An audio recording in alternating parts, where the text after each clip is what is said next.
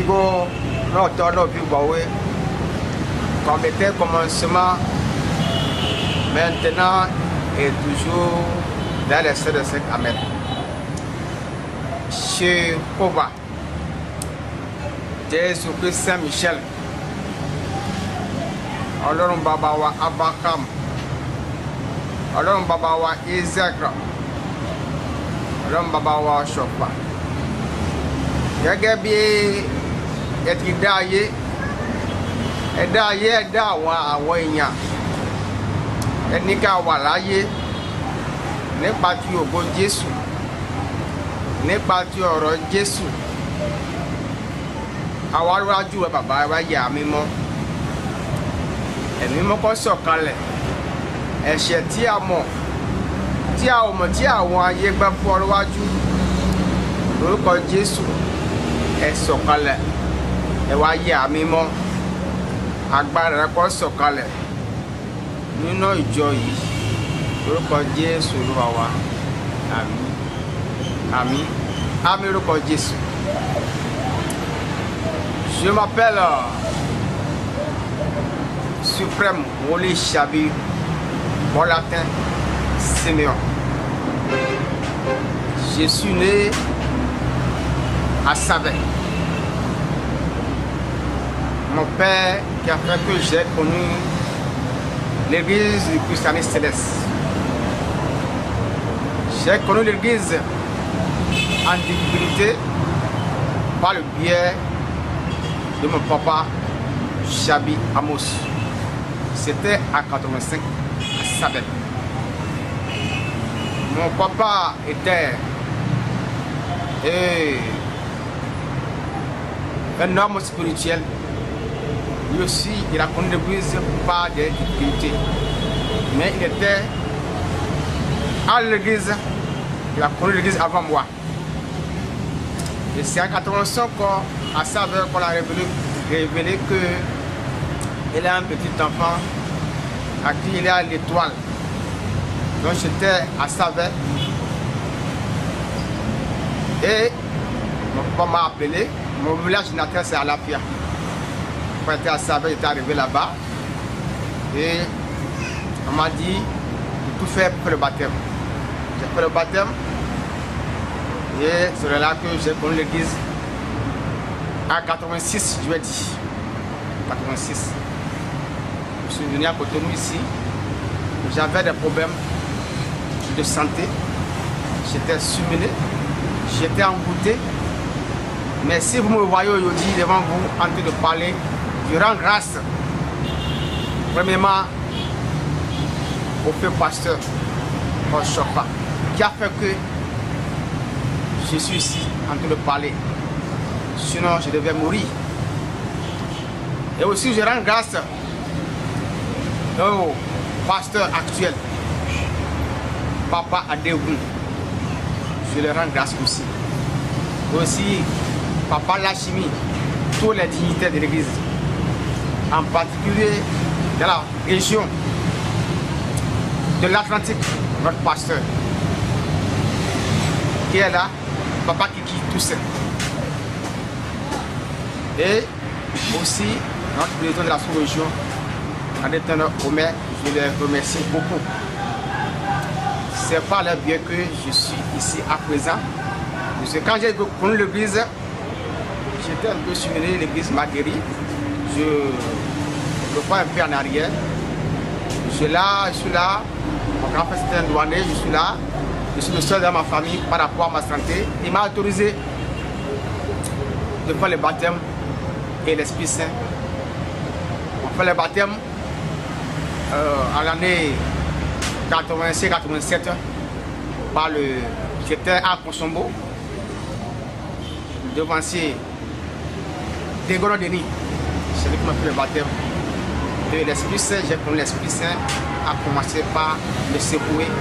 Jusqu'à présent, j'étais guéri. Et je rends grâce à Dieu de chaque fois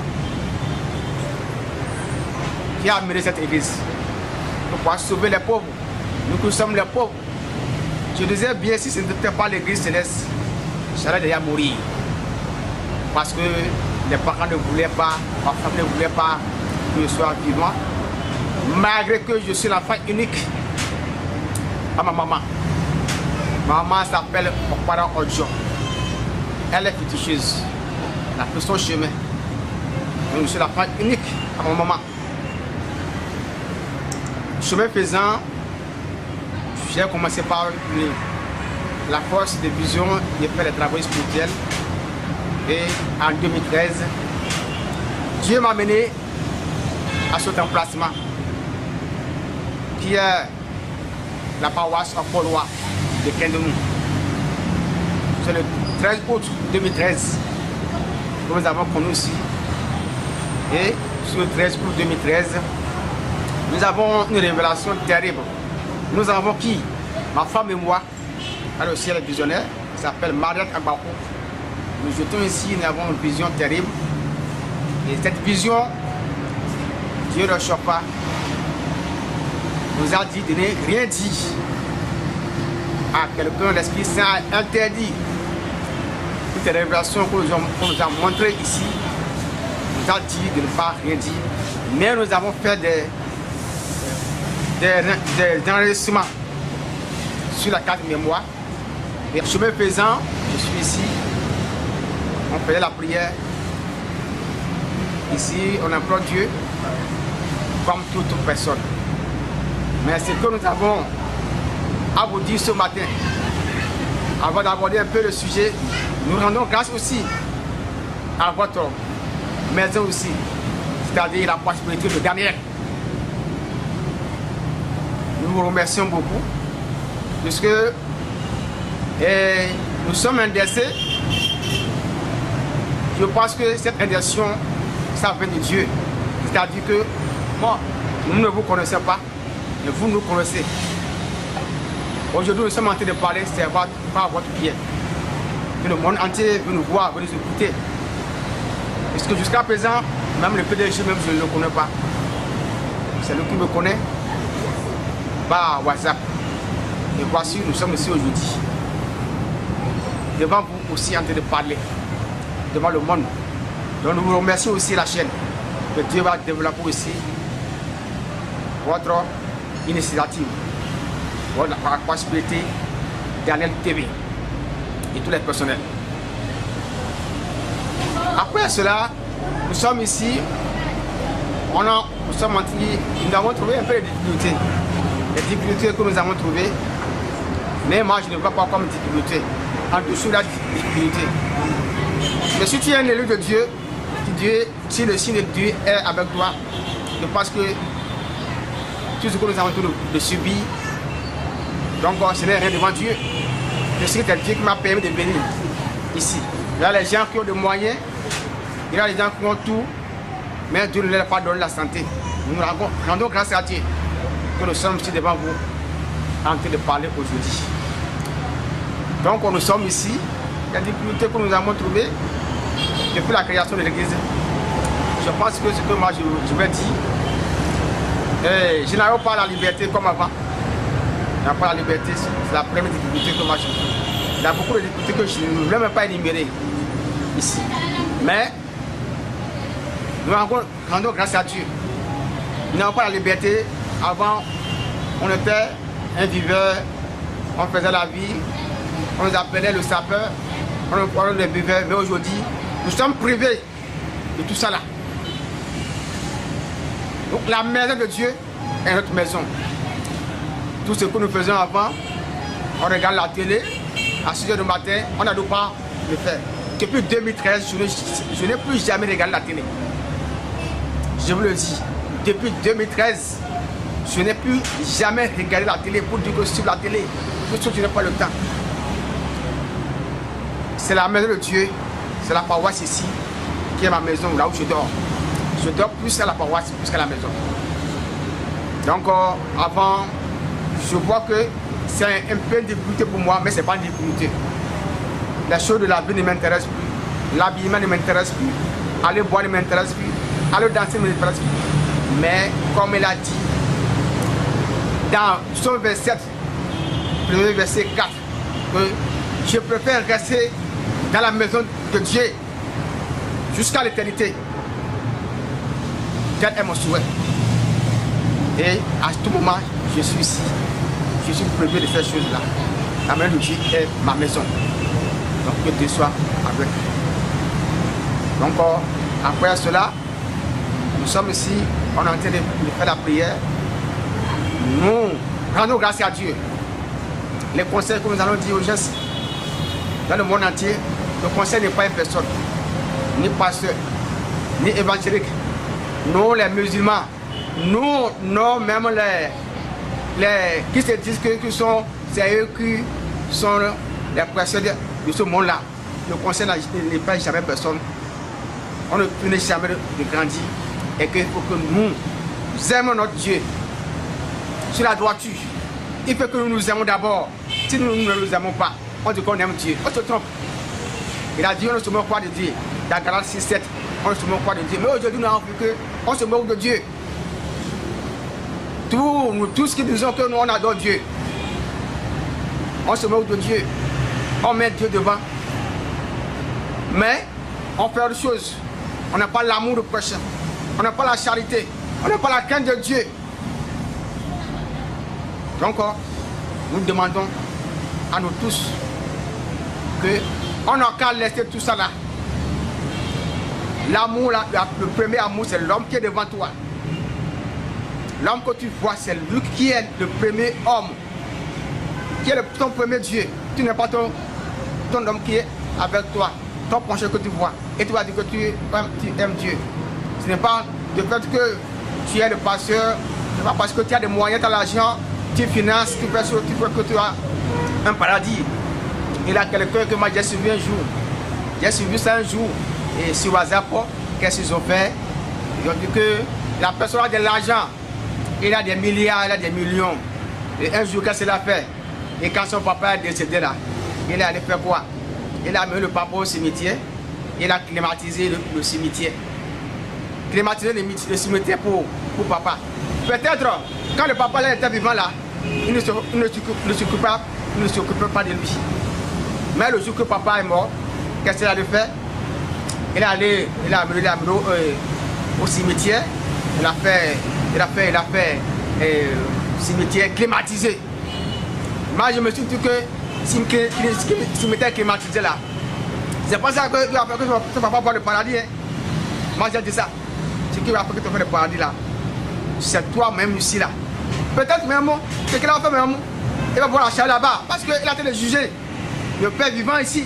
Alors, ce que le papa a fait, il ne sait pas. Peut-être il a tué les gens. Peut-être il a fait de mal aux gens. Peut-être il n'a pas aimé les gens. Et on les joue, meurt, on climatise son tombeau. Donc, Dieu ne veut pas ça. Dieu veut l'amour du prochain. De le servir avec un cœur. Aujourd'hui, on a vu que le monde ne s'intéresse pas à ça. On dit qu'on adore Dieu. On met des choses dedans. On prend des talismans. On voit des choses pour dire qu'on ne va pas mourir. Non, laissez tout ça là. On a qu'à laisser tout pour se donner à Dieu avec un cœur propre. On doit nous aimer, laisser les choses. Dieu a dit laisser les choses mauvaises, nos comportements, la haine, la jalousie. Dieu nous demande de laisser ça, de se conformer à lui seul. Même si tu fais gris-gris, tu fais protection, ce ne veut pas dire que tu vas mourir. Tu peux avoir des milliards, laissez tout. Le riche qui déclare de l'argent et qui ne connaît pas Dieu, et son Dieu, c'est son argent. C'est son argent. Laissez un jour, le riche va tomber à l'épreuve. Le riche va tomber malade un jour. C'est le jour là qu'il va connaître Dieu. Dès que tu vas aller le voir, le saluer à l'hôpital, tu vas voir la Bible dans sa main. Mais quand Dieu va le faire le miracle, il sera guéri, il va oublier ça. Il va dire que c'est lui qui est le Dieu. C'est son argent qui est Dieu. C'est son argent qui est de tout. Tout ça là, c'est éphémère. Le seul Dieu, c'est le Dieu de chauffard. C'est le Dieu de l'univers. C'est le Dieu qui a créé tout, qui a le pouvoir d'arracher et de donner. Donc, nous rendons grâce à tout le monde. Mais, nous avons des révélations que Dieu ne nous a pas permis de parler pour le moment. Nous avons des révélations sur l'Église dans le monde entier.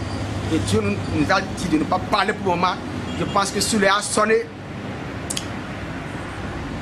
on aura ces révélations, puisque nous avons fait des enrichissements, que le Seigneur soit avec nous et que nous bénisse et que nous fortifie, et de laisser les mauvaises prières, de laisser la reine, de laisser le châtiment et de se donner à Dieu unique, car il a dit que Jésus reviendra autrement.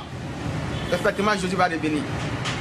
Et c'est que j'ai aussi à vous dire, a dit aussi, à l'endroit de l'église, on veut fêter le 70e anniversaire de l'église.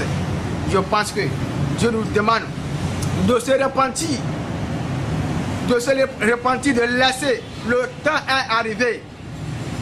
L'heure est déjà arrivée.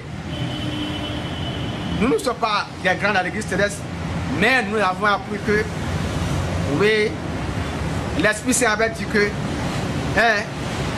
le successeur, dans un peu de temps, il va arriver. Il va arriver. L'église sera unique. L'église aura une seule tête dans le monde entier. Ce jour-là, on va commencer par courir de gauche à droite. Ce jour-là, on va commencer par fuir. Ce jour-là, ceux qui vont te dire pasteur, on ne va pas les voir.